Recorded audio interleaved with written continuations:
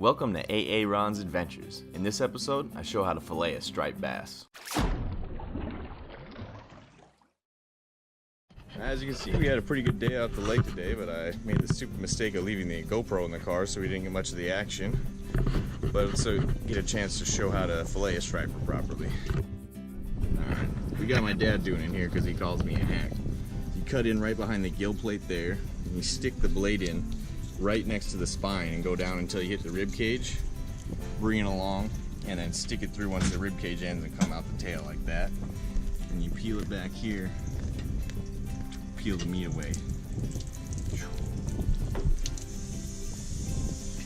Cut it off like that. Damn. That's partially done. Flip it over. Same thing on the other side here.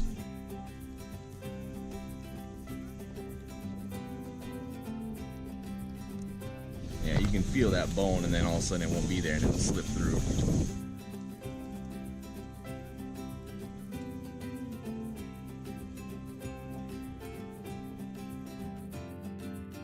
To remove the skin, use a good flexible fillet knife, press it down nice and flat, and cut away the fillet.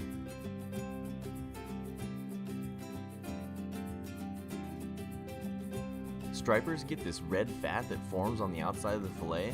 This doesn't taste very good, so you're going to want to trim it off.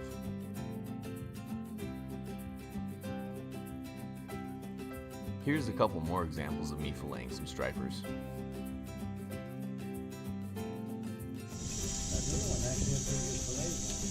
Yeah, this one's small, but he's got good fillets too. These fish are fairly small lengthwise, but they've been eating really well and are healthy, so they have more meat on them, which makes for thicker, better fillets.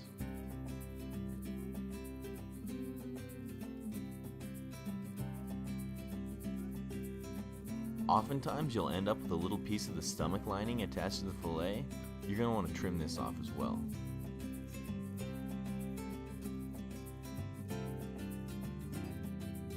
This next fillet I kind of butchered.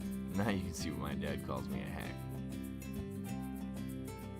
I didn't get the blade close enough to the spine on the front section of the fillet, and I also had an uneven cut on the tail section.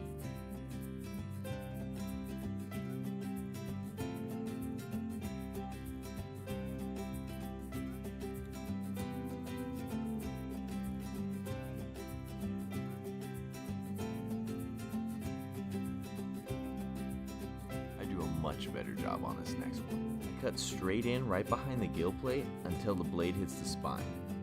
Then I get as close to the spine as possible while I cut down the back, and as soon as the tip of the blade clears the rib cage, the knife slides clear through the fish and I make one smooth cut out the tail.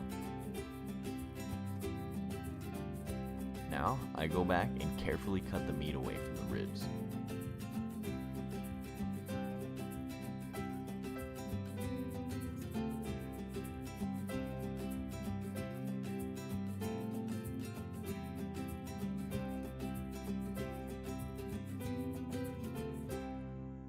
My dad and I usually cut off all the fillets first, then go back to remove the skin and bag them up.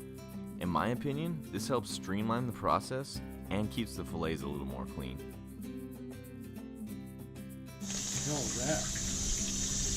You use a hatchet on him? Yes. A hatchet fillet.